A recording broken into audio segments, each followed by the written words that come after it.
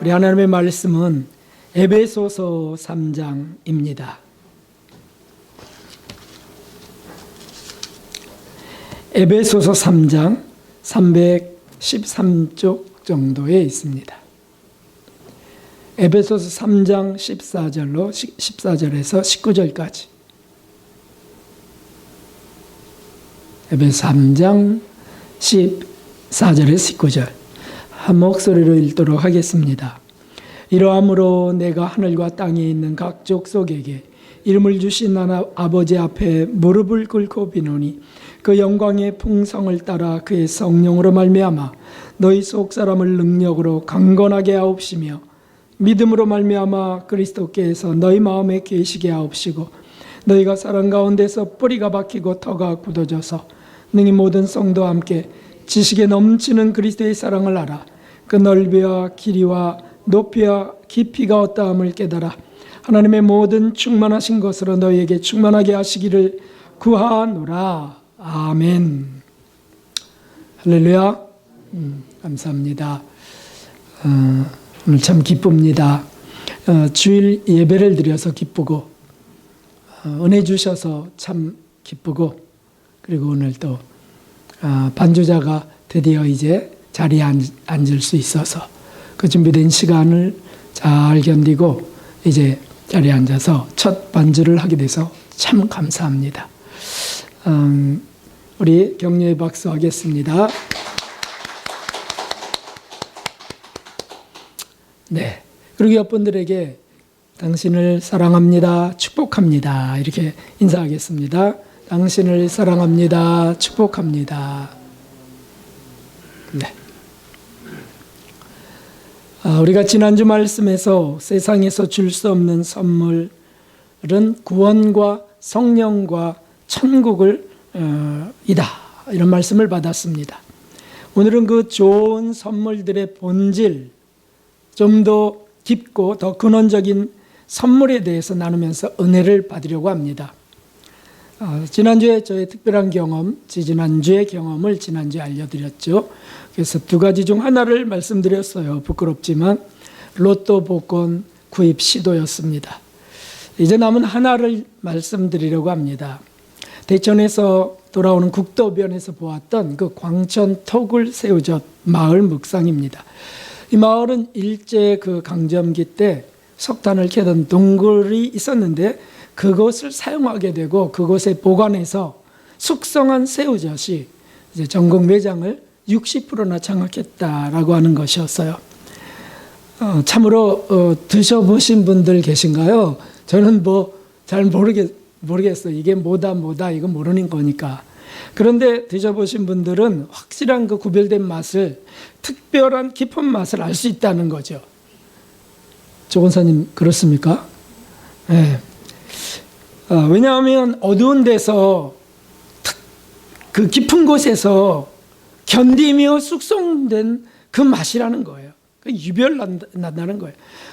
그 맛이 그 향취가 있고 깊이 음미하는 어쩌고저쩌고 이렇게 말씀들을 하는데 저는 그냥 새우젓이더라고요. 그런데 그 과정이 제게 은혜가 됐어요. 깊이 묵상하게 되었습니다. 오늘 세상에서 줄 수 없는 선물 이 두 번째 시간은 신앙생활의 깊은 맛에 대한 말씀입니다. 신앙은 사실은 그렇게 숙성돼야 된다는 그런 의미입니다. 왜냐하면 하나님의 깊고 특별한 은혜 때문에 이루어지는 그 맛이 있다는 거죠.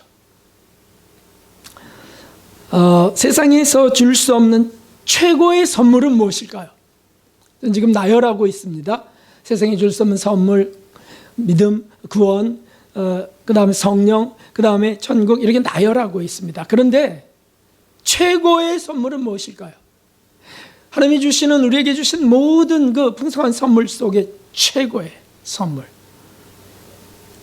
그것은 구원도 성령도 천국도 아닙니다. 어느 기적도 아닙니다. 최고의 선물은 예수 그리스도 자신입니다. 사도 바울은 바로 이 최고의 선물, 이 예수 그리스도에 대한 비밀을 알아서 그것을 가는 곳마다 전한 것이 초대교회를 이루었습니다.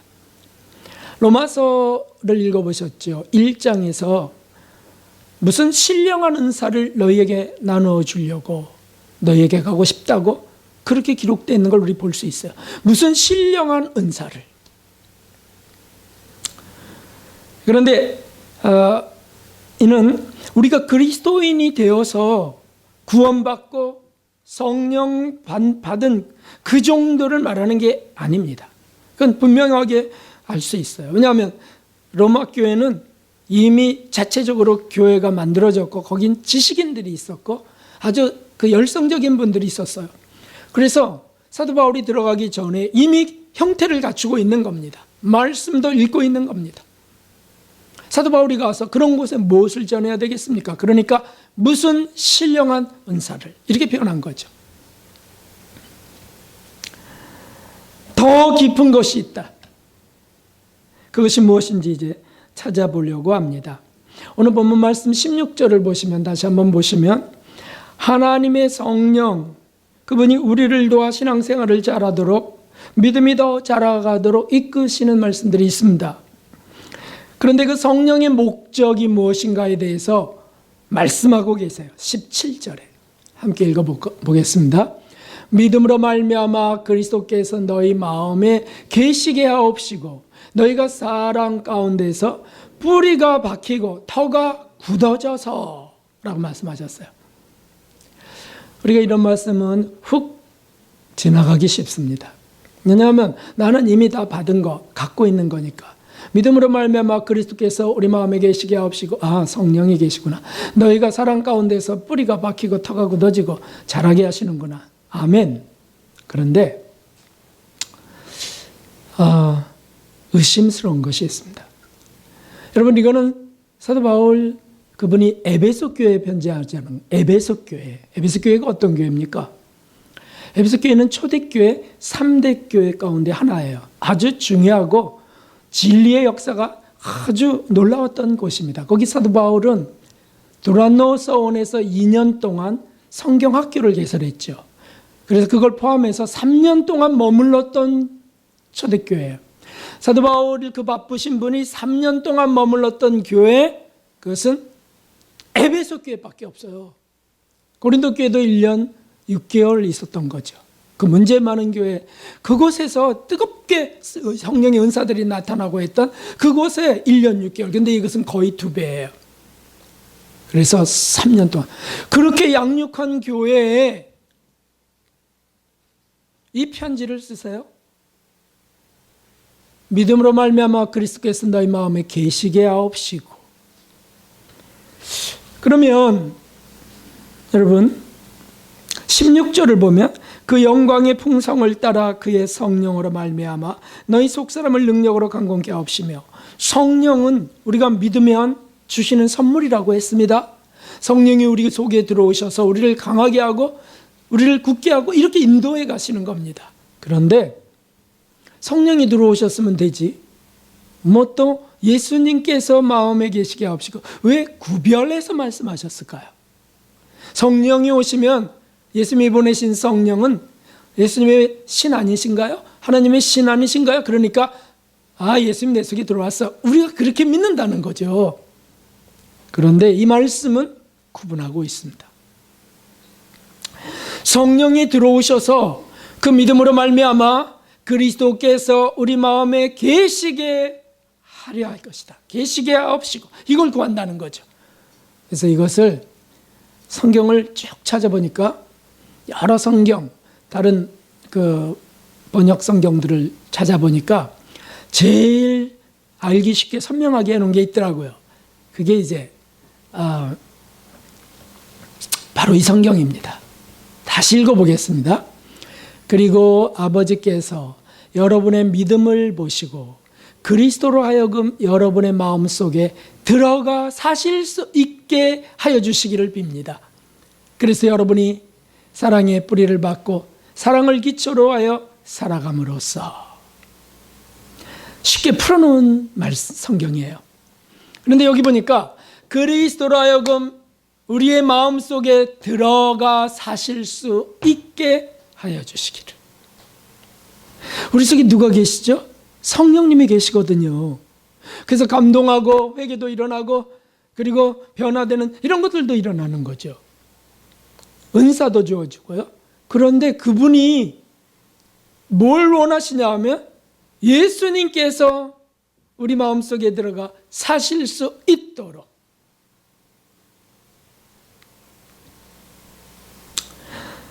성도 여러분, 이 말씀이 무엇일까요? 우리가 예수님을 믿으면 구원이 선물로 주어지고 우리 안에 성령님이 들어오셔서 우리를 인치세요. 에베소서 1장을 한번 보십시오. 에베소 1장 여기 써놨습니다. 함께 읽겠습니다.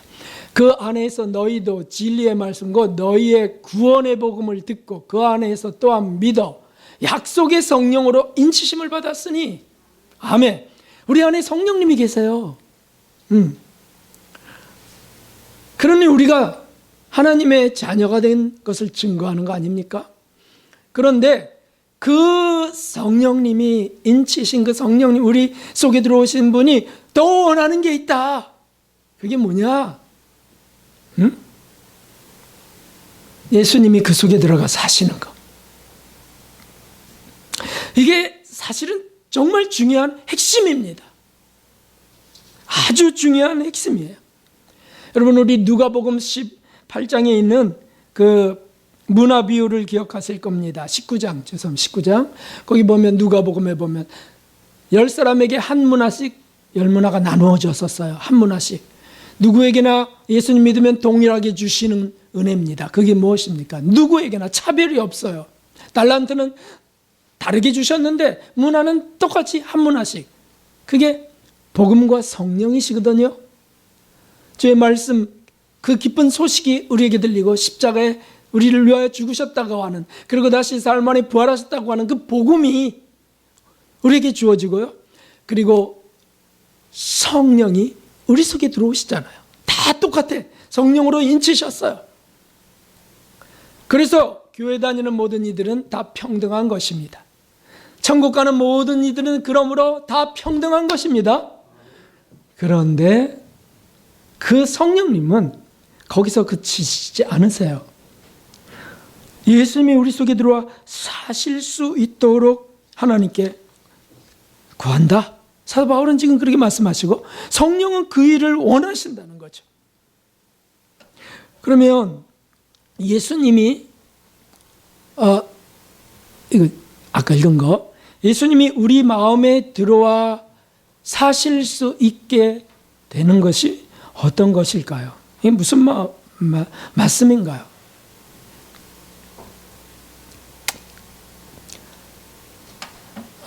여러분, 존 비비어 목사님 아시는 분들 계시죠?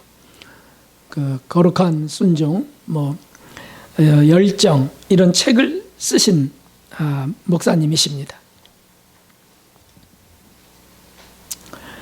그런데 어느 날 그분이 상담을 받았어요. 왜냐하면 감옥에 있는 어떤 목사님 상담을 받았는데 그 목사님은 무슨 죄로 들어갔냐 하면 불륜죄, 간통죄입니다.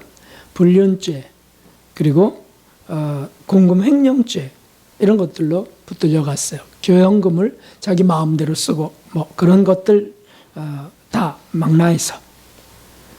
그래서 하도 기가 막혀서 목사님이 물으셨어요. 조심스럽게. 예수님의 사랑을 떠난 지가 언제부터십니까? 이렇게 물었습니다. 그런데 그 목사님이 놀라운 말씀을 하시는 거예요. 저는 항상 예수님을 사랑했습니다. 지금도 사랑합니다. 하지만 예수님이 저의 구주이실 뿐이고 주인은 아니셨습니다. 이게 무슨 고백입니까? 예수님은 저의 구주시고요, 구세주, 제 죄를 위해 대속하신 속죄주. 내가 그분을 사랑합니다. 그분이 날 사랑해서 그렇게 돌아가셨어요. 이걸 믿는다는 거예요. 아멘이죠. 그런데 그분은 그것뿐이었다는 뜻이에요. 나의 구주였을 뿐이고요, 나의 주인은 아니었습니다. 저는 하나님을 두려워하지 않았습니다. 예수님을 믿고 사랑했는데 두려움은 안 가지셨다? 두렵지 않았다? 이게 도대체 어떤 겁니까? 저는 이해가 되더라고요. 사랑의 하나님을 믿었으니까. 여러분, 저와 여러분의 예수님은 우리를 위해 죽으신 사랑의 주님이신 줄 믿습니다. 우리가 죄인이요 허물 많고 연약해도 주님 우리를 사랑하시는 줄 믿습니다. 그래서 우리가 감옥 갈 수 있습니다. 사랑 속에 있어서 우리가 자유롭다고 하고 주님은 다 용서하세요. 우리는 연약해요. 원래부터. 원래 우리는 연약해요. 그래서 우리가 어떻게 저렇게 자매님을 보다가 마음에 충동이 일어나고 해서 손도 좀 잡고 저 멋진 신사분을 바라보다가 좀 그 앞에 가서 좀 이렇게 턱도 받치고 이렇게 있고 싶어서 하다 보니까 폼에 안기기도 하고요. 주님은 사랑이세요. 우리 연약함을 다 아세요. 그러다 감옥 갔다는 거예요. 우리가 하나님의 법에 따르지 못하자 세상 법으로 우리를 징계하셨습니다.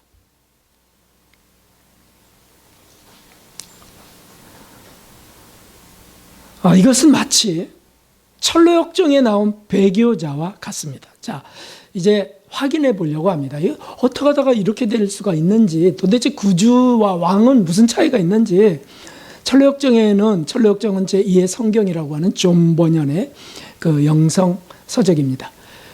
기독교가 거기 등장하고 거기서 여러 인도자들을 만나게 되는데 그 중에 효시의 집에 들어가서 배교자를 만나게 되는 일이 있습니다. 배교가 이렇게 말하고 있습니다. 내가 전에는 아주 훌륭한 신자로서 나보기에나 남의 눈에나 다 승인할 만하였었습니다. 그러니까 목사님도 저 속에 들어가 있겠죠. 내가 전에는 아주 훌륭한 목사였는데, 이렇게 훌륭한 권사요, 장로, 집사였는데 뭐 그렇게 다 했어요.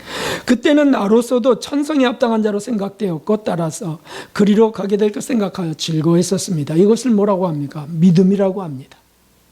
믿음으로 불가능한 것을 바라봅니다. 그런데 지금 왜 이 감옥 속에 있습니까? 어떻게 된 겁니까? 그러자 나는 지금 실망의 사람이다. 이렇게 철렁 속에, 감옥 속에 갇혀 있어서 벗어날 수 없습니다. 지금은 어떻게 할 수가 없습니다. 그러자 어찌하다 하여 그렇게 되었습니까? 라고 묻습니다. 그때 이렇게 말씀합니다. 깨어서 주의하지 아니한 결과. 성령이 계신데 분명히 계시는 분이에요. 그런데 깨어서 주의하지 아니한 결과 정욕이 내 목을 얽었으니, 정욕 중에 남녀간의 애정이나 성욕에 얽어매었고요, 사물의 애정이나 물욕에 얽어매어서 그렇게 돈을 착복하고 돈을 횡령하고 그리고 간통죄도 저지르게 된 거죠. 하나님의 말씀의 교훈과 선에 대하여 범죄하였고, 주님이 말씀하시고 교훈하신 것에 나는 따르지 않았고 성령을 슬프게 하여 떠나가셨으며. 성령이 왜 슬프세요? 성령이, 예수님이 우리 속에 들어와 사시기를 원하셔서 막 도우시는데 욕심이 들어오고 인간의 그 애정들이 들어오고요, 그러니까 있을 곳이 없어지셔서 또 계실 이유도 없으세요. 그래서 떠나실 수밖에 없어요. 우리가 쫓아낸 겁니다. 그분이 마귀에게 혹함에 마귀가 내게 왔고, 은혜 받은 뒤에 은혜를 저버리게 되면 그 자리를 차지하는 것이 있습니다. 열심히 어떤 영성생활하고 어떤 열심히 그 성장하는 생활, 말씀 안의 생활을 하다가 그것을 포기하면 그 공간을 차지하는 것이 있습니다.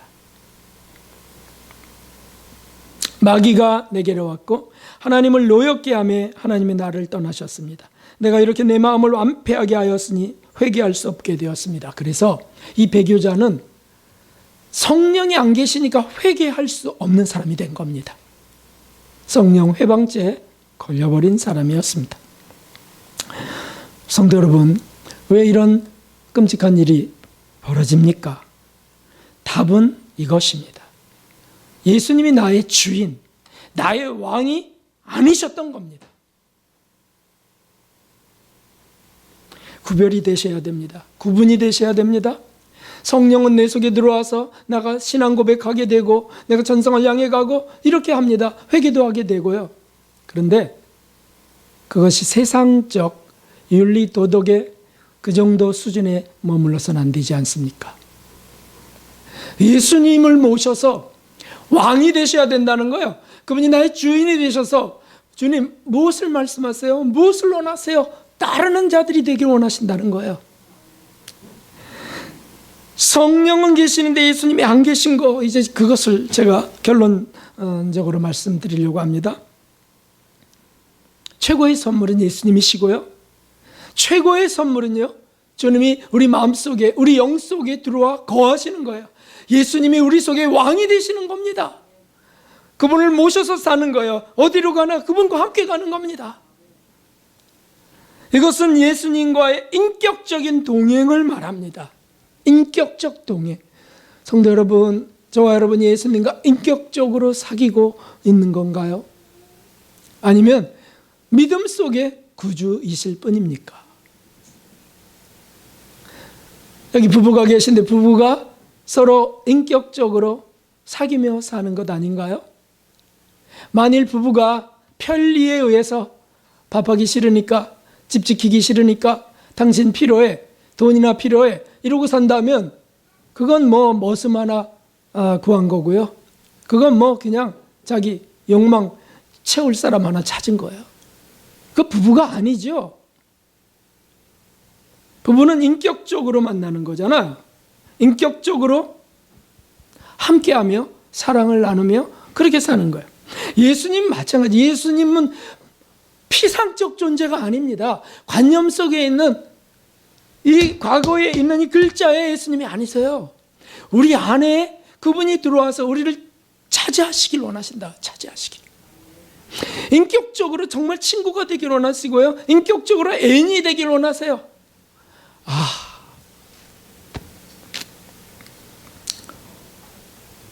전 너무 죄송한 게 많습니다. 우리 예수님이 요한복음 15장 4절에 내 안에 거하라. 나도 너희 안에 거하리라. 내 안에 거하라. 나도 너희 안에 거하리라. 이걸 얼마나 많이 전했습니까? 그런데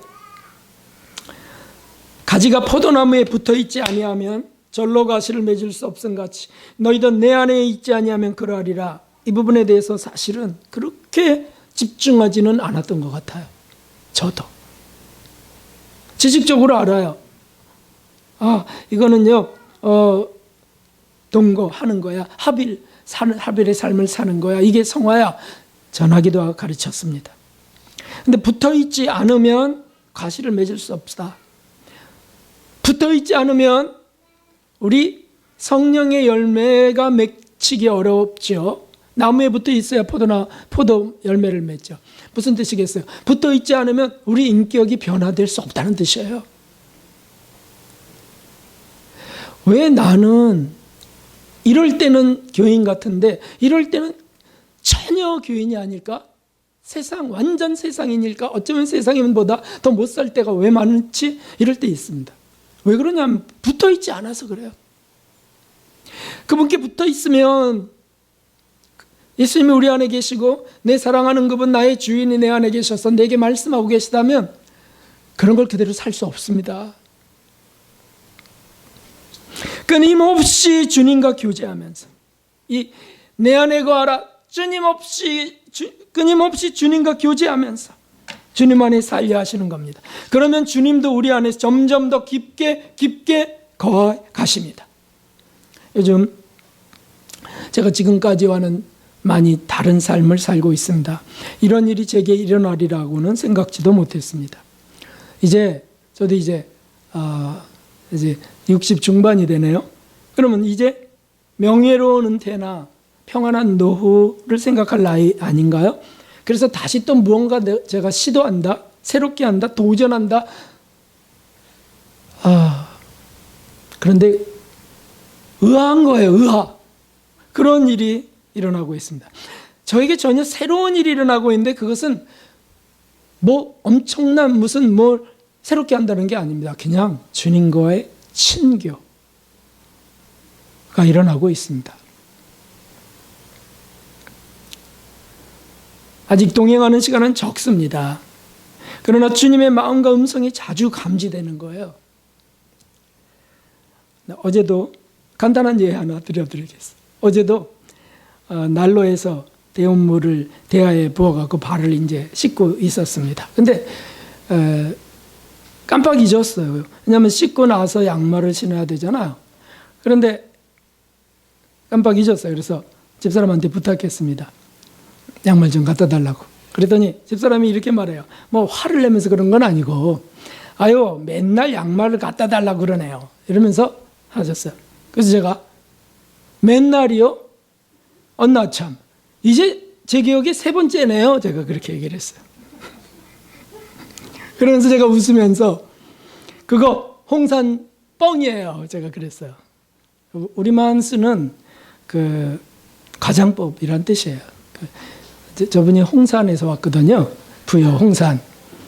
그런데 그 장모님도 지난번에 말씀드렸죠. 장모님도 그 가정법이 아주 재미난 가정법들을 많이 쓰셨어요. 그 중에 하나가 눈이 피곤한 사람, 떼꾼한 사람 보고서 아유 택시 타고 심리는 들어가야 되겠구만 눈이, 이렇게 얘기했다는 거예요. 근데 그런 어떤 그 성품 또는 그런 유머 이런 것들이 저번에도 좀 있어요. 그래서 조금 과장하는 게 있는 거예요. 맨날 제가 양말을 갖다 달라 그랬다고요? 3번이에요. 그런데 그래서 제가 홍삼 뻥이에요. 이렇게 하고 양말을 가지러 갔어요. 양말을 가지러 간 사이에 제가 장난스럽게 이렇게 했어요. 예수님, 이거 홍삼 뻥 맞죠? 제가 그렇게 했어요. 장난치는 거죠. 근데 제가 깜짝 놀랐어요. 주님이 저에게 말씀하시는 거예요. 깜짝 놀랐어요. 그래도 그렇게 말해서는 안 되지 않니? 라고 하시는 영음이었습니다. 홍삼 뻥이잖아요. 맞죠, 주님? 그래도 그렇게 말해서는 안 되지 않니? 그러니까 갑자기요, 제가 사랑은 무례행치 않는 것이란 말씀이 탁 연결되면서요. 전 무례했습니다. 저 교만했습니다. 주님 용서하세요. 이렇게 되었어요. 여러분, 이거는 아무것도 아닌 일인가요? 만일 제가 주님을 의식하지 않는다면 어떻게 이런 일이 일어날까요? 그리고 제가 주님을 주인으로 제가 섬기고 모시고 품지 않으면 어떻게 이렇게 지적될 수 있을까요? 이렇게 회개할 수 있을까요? 다시 말해서 주님을 바라보지 않고 주님 눈치 보지 않는다면 어떻게 살겠습니까?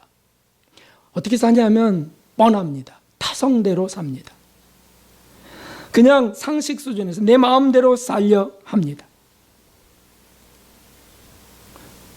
그래서 뭐 길 가다가도 남의 것이지만 뭐 많이 있으면 하나씩 갖고 오기도 하고, 뭐 그게 뭐 고추든 깻잎이든 뭐 할 것 없이 그런 일에 대해서 세심하지 않은 거예요. 주님이 뭐 주님까지 거기서 거론해요. 이건 왜 그렇죠? 주님을 모시지 않아서 그래요. 성령은 계시다고요. 믿음이 있어요. 근데 세상에 가서 그게 나타나지 않는 거예요. 왜냐하면 마음속에만 있는 비밀이니까. 근데 예수님을 모시면요, 그분과 인격적 교제를 하면 예수님의 말을 따르려고 하고, 지금 이럴 때 네가 어떻게 해야 하나님께 영광이 될까? 그 말씀인데 그게 울리는 거죠. 그러면 좀 더 온유하고 좀 더 겸손하게. 참 이거는 백지 한 장의 차이 같아요. 백지 한 장의 차이. 그런데 그 결과는 지옥과 천국의 차이처럼 깊습니다.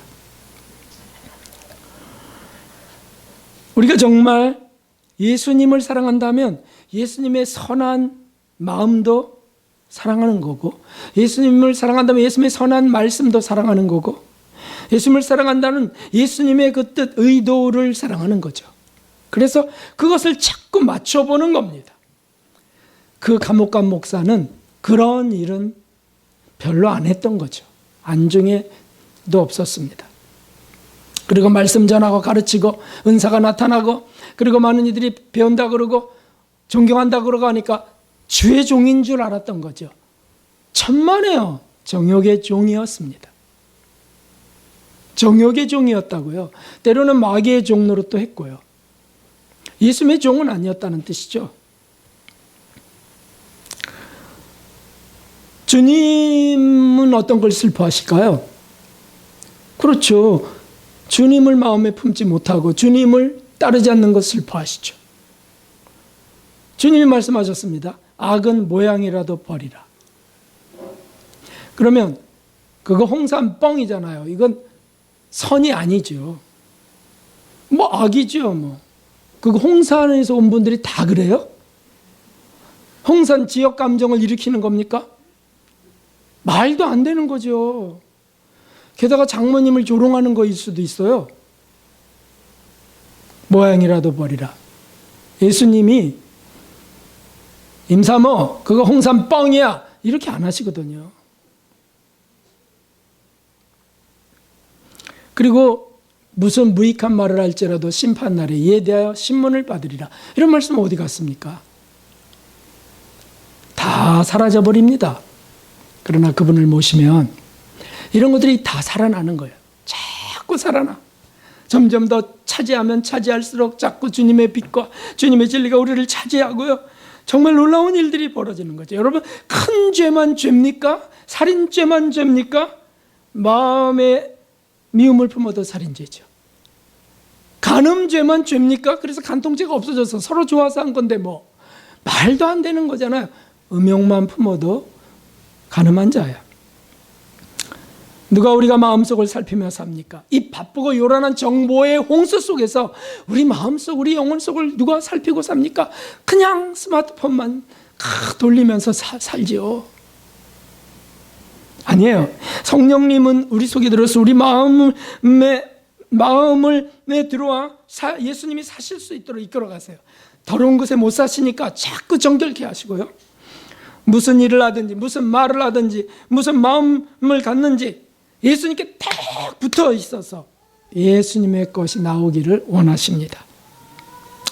그리고 이런 삶의 결과는 예수님이 우리를 완전히 차지하시는 거예요. 우리를 주장하고 우리를 지배하고 차지하시면 그게 어떤 걸까요? 바로 이런 것입니다. 읽어보겠습니다. 이로써 그 보배롭고 지극히 큰 약속을 우리에게 주사 그 약속으로 말미암아, 약속이 뭡니까? 성령이 들어오셔 주시는 거잖아요. 말미암아 너희로 정욕을 인하여 세상이 썩어질 것을 피하여 신의 성품에 참여하는 자가 되게 하려 하셨느니라. 아멘. 세상에서 썩어질 정과 욕, 애정과 욕망을 피하여. 그 목사님은 그 속에 걸려서 누리다가 감옥 간 거고요. 배교자도 그걸 즐기고 재미있고 좋으니까 그렇게 살다가 다시는 회개할 수 없는 성령이 떠나는 사람 되었고요. 그러니 그걸 피해서 신의 성품에 참여하는 자가 되게 하시려고 성령은 우리 속에서 지금 역사하신다. 그 말씀입니다. 이런 황송한 말씀이 어디 있습니까? 이런 자비로운 말씀이 어디 있습니까?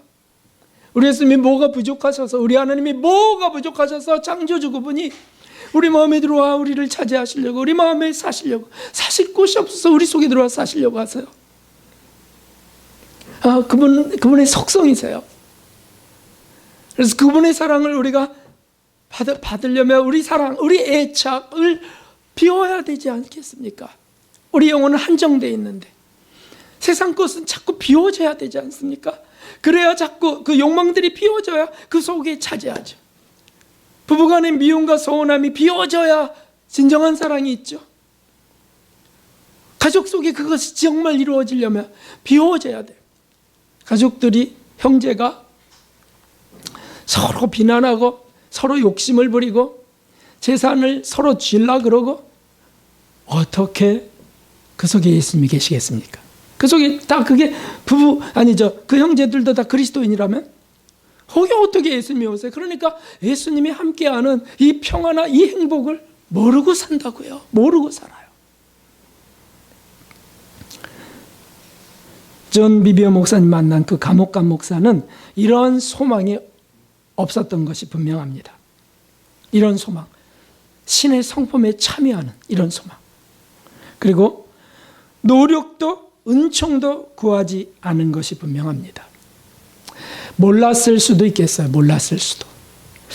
그러나 알았어도 별로 중요시 않은 것이 확실하죠. 이것이 중요해야 되거든요.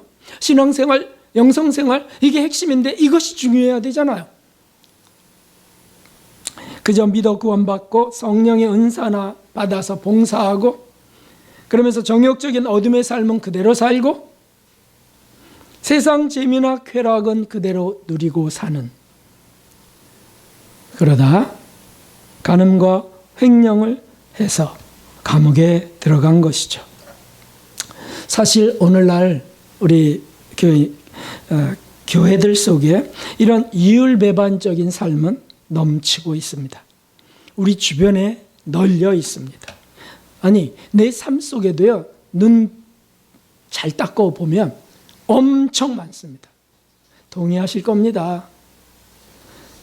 얼마나 중요한 것입니까? 신앙생활에서 예수님을 계속 의식하고 그분과 일치시키기를, 그 은혜를 구하고 주님이 나를 차지하시기를 구해서 자꾸 초청하고 여기 오세요, 좌정하세요, 말씀하세요. 이런 것이 진짜 영성생활이에요. 광천 톡을 새우젓의 맛입니다. 깊이 들어가 앉으셔야 돼요. 깊이. 신앙 깊이, 예수님의 은혜 깊이. 그냥 수박 겉만 훌쩍 핥아봐야 단맛을 모르지 않습니까?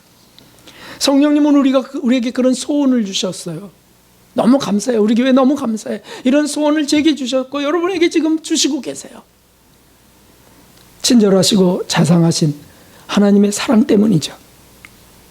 그러나 성도 여러분, 그것이 늘 좋고 늘 행복하기만 하다라고 상상해서는 안 되겠습니다. 때로 깊은 외로움, 때로 깊은 고난이나 아픔의 환경을 통해서 주님이 이끌어 가시는 은혜가 있습니다. 우리가 그분을 믿는 것은 다만 믿을 뿐 아니라 그분과 함께 고난에도 참여하려 하신다고 하셨어요. 토굴이 바로 그거예요. 묵상하니까 토굴이 그거더라고요. 다 단절되고요, 깜깜하고요. 거기서 익어가려면 나의 육적인 것이 다 썩어야 돼. 나의 육적인 것이 다 문드러져야 돼. 그래야 새로워지는 맛이, 풍미가 있는 맛이, 깊은 맛이 이루어지는 거죠. 우리의 삶 속에 있어요. 대표적인 예가 욥입니다. 욥기에는 욥의 독백, 탄식의 기도가 많이 나오는데 그게 다 욥의 연단 환경 속에서 터진 것들이에요. 욥은 숙성됐다는 뜻이죠. 숙성되셨어요. 이건 신인합이래요. 네, 하나님과 하나 된다는 거. 자, 욥은 한번 같이 읽어보겠습니다. 나의 가는 길을 오직 그가 하시나니 그가 나를 단련하신 후에는 내가 정금같이 나오리라. 너무 많이 사용됐고요. 제가 많이 말씀드렸어요. 나를 단련하신 후에는 어디에서? 토굴 속에서, 사람들 속에서. 새우젓 한 마리만 딱 갖다 놓고 숙성시키지 않아요. 통 속에 집어넣고서 숙성시키세요. 왜? 각자에게서 나오는 그 냄새 속에 다 문드러지라고. 사람들 속에 부대끼게 하시고요, 비비게 하시고요, 눌리게 하시고요. 고통의 시간이 필요한 것입니다. 그래서 그런 후에, 단련하신 후에, 그것이 무슨 뜻이겠어요? 주님이 나를 차지하시면 내어주는 거, 내 것을, 내 성질을 내어주고 내 냄새 다 쏟아내고요. 내 욕심, 내 즐거움, 내 행복 다 쏟아주고요. 받는 거, 새롭게 받는 거. 그러면 어떻게 되냐면 이렇게 돼. 내가 주께 대하여 귀로 듣기만 하였었더니 이제는 눈으로 주를 배움나이다. 아멘.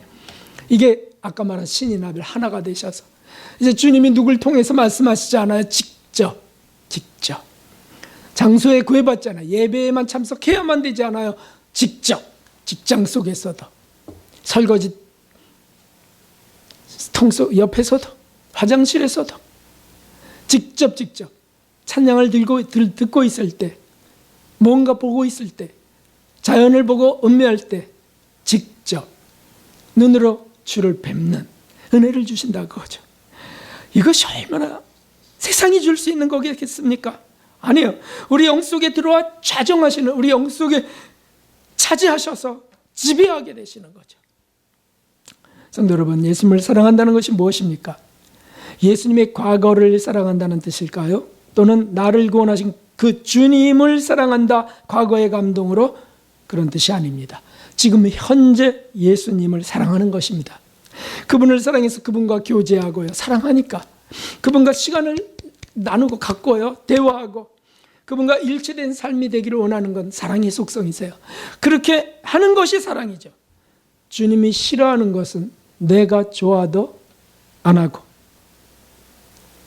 주님이 좋아하시는 건 내가 싫어도 하고, 이게 주님 사랑하는 거 아니겠어요? 주님이 그렇게 원하시는 거 알아요. 하지만 난 못해요. 난 성질이 더러워서 못해요. 아시잖아요. 이제 그렇게 성질이 폭발할 때가 있지만 곧바로 회개하지 않겠습니까? 죄송해서. 버티고 나가면 배교자처럼 되는 거고요. 그러니 자주 물어야 되겠습니다. 어떻게 해요? 예수님, 이건 어때요? 예수님 좋으세요? 지금 싫으세요? 원치 않으세요? 제가 뭐 하기를 원하십니까? 참, 그런 친구가 어디 계실까요? 그런 애인이 어디 계실까요? 남편도 아내도 결코 몰라요. 속을 몰라요. 오늘 김 권사님이 그러시더라고요. 자신이 아파봐야 그걸 알아. 아프지 않으면 절대 몰라. 그렇죠. 아파 보니까 아는 거죠. 맞아요. 예수님을 사랑한다면 예수님이 우리 때문에 다 아프신 것을 우리도 느끼게 하세요. 싫어하시는 게 뭔지 알게 하세요. 자꾸 모시면. 그런데 이렇게 사람들이 오해하고 있습니다. 그런 삶은 부담이에요. 왜 부담이라고 느끼는 줄 아시나요? 내 것을 뺏길까 봐. 내 재미난 것을 잃어버릴까 봐. 그분이 나를 자꾸 차지하면 내 즐거움 다 뺏어갈까 봐 라고 생각합니다. 그래서 묻지도 않습니다. 물어봐야 뻔한데 뭐. 목사님하고 상담해봐야 뻔해. 그래서 상담 안 한단 말이죠. 성경은 왜 읽으세요? 뻔한데? 그러니까 성경 안 읽어. 뻔하니까. 그럼 지옥 가는 거죠, 뭐. 그건 어떻게 천국 가겠어요? 누가 그가 그리스도인이겠어요? 아니죠. 염려 마세요. 사랑하는 성도 여러분, 염려 마십시오. 주님이 우리 좋은 것을 그냥 뺏어 가시는 분이 아니세요. 교체해 주시는 분이십니다. 우리가 갖고 있는 게 미련하고 어리석어서 좋다고 생각하는 것인데 그게 아니고 이게 더 좋아라고 바꿔주시는 분이세요. 바꿔주시는 분.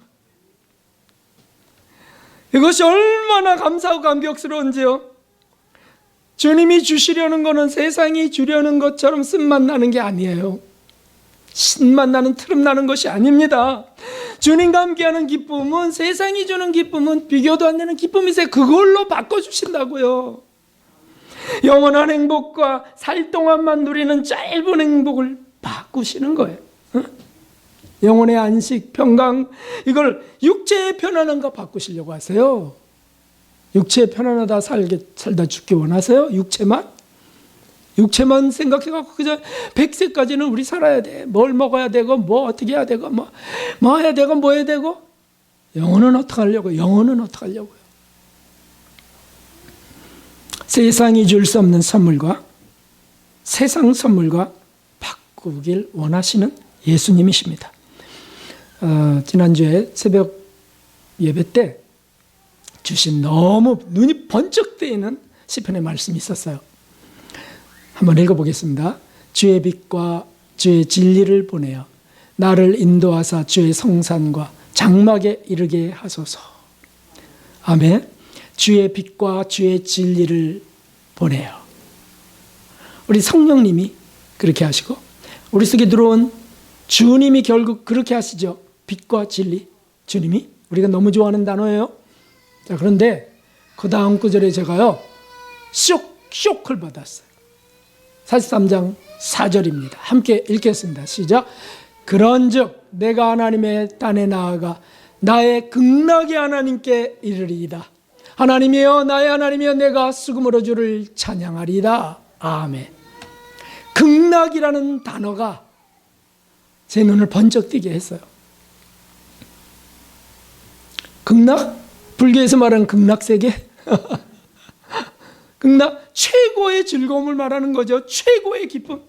최고의, 나의 최고의 기쁨, 하나님께 이르리다. 나의 최고의 행복, 나의 최고의 기쁨, 최고의 즐거움. 그동안 시편을 몇 번 읽었겠어요? 몇백 번 읽었겠어요? 근데 왜 저 단어가 눈에 안 띄었지? 너무 놀랐어요. 너무 놀랐어요, 제가. 그래서 주일날 몇몇 온 분들이 다 목사님들만, 전도사님하고. 그런데 거기서 저거를 말씀을 전하면서 아주 그냥 여기 성령의 충만이 꽉 차 버렸어요. 그날 얼마나 감격스러웠는지. 그렇다. 극락의 하나님이시다. 극락의 예수님이시다. 저와 여러분의 예수님, 우리 속에 들어오신 성령님은 그 예수님의 극락 속에 우리가 참여되길 원하십니다. 극락의 예수님과 함께 동거하며 살길 원하십니다. 왜 세상 속에서 외로워하십니까? 왜 세상의 것을 더 가지려고 욕심스러워 하실까요? 아니요, 저분을 가지세요. 이분을, 그 극락을 우리 맛봐야 되겠습니다. 이러는 정은 주님과의 동행 속에서 일어납니다. 주님은 더 좋은 것을 주시려고 우리를 감동하시고 우리 것을 놓으라고 하십니다. 세상에서 줄 수 없는 값지고 귀한 선물을 주시려고 세상에 주는 선물을 팔라고 하십니다. 우리가 엿 바꿔 먹듯이 바꿔 먹읍시다. 바꿔야 돼. 극락의 하나님, 사랑의 예수님을 얻고 그 안에 그분을 극진히 모시고 그분 속에서, 주님 속에서 세상이 줄 수 없는 행복을 누리시는 귀한 분들 되시길 주님의 이름으로 축원합니다. 442장 찬송 드리겠습니다. 442장.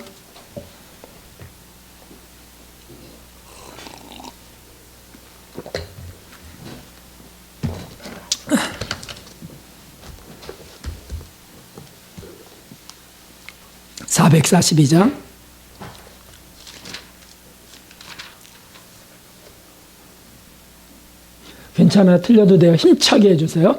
442장.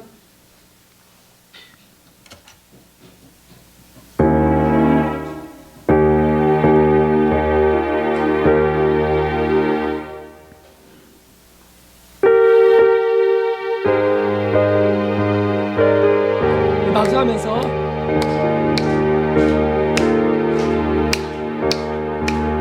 선한 목자 되신 우리 주 항상 인도하시고 방초동산 좋은 곳에서 우리 먹여줍소서.